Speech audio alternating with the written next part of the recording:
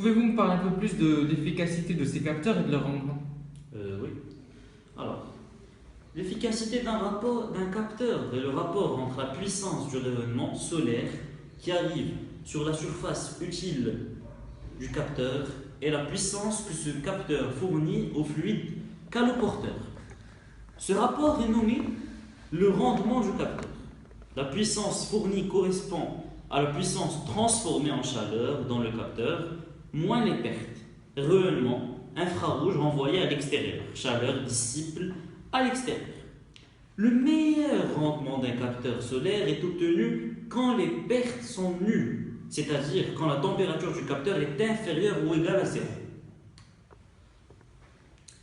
Malgré l'éclairement, ce cas est par exemple celui où la température d'utilisation est inférieure à la température ambiante extérieure.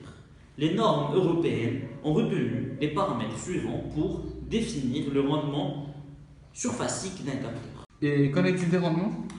Les rendements, alors. Les rendements pour ces trois types de capteurs dont on avait parlé juste avant.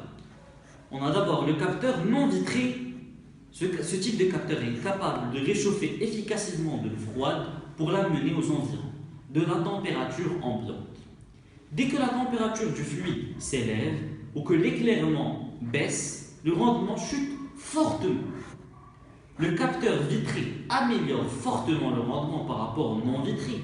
Il atteint typiquement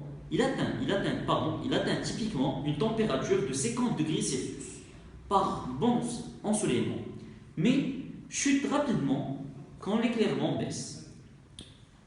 Le capteur à tube a souvent un léger handicap à température faible, mais ses pertes sont inférieures et il permet de conserver un bon rendement pour des fortes températures. Quand l'éclairement baisse, son rendement baisse nettement moins vite que celui du capteur plan vitré.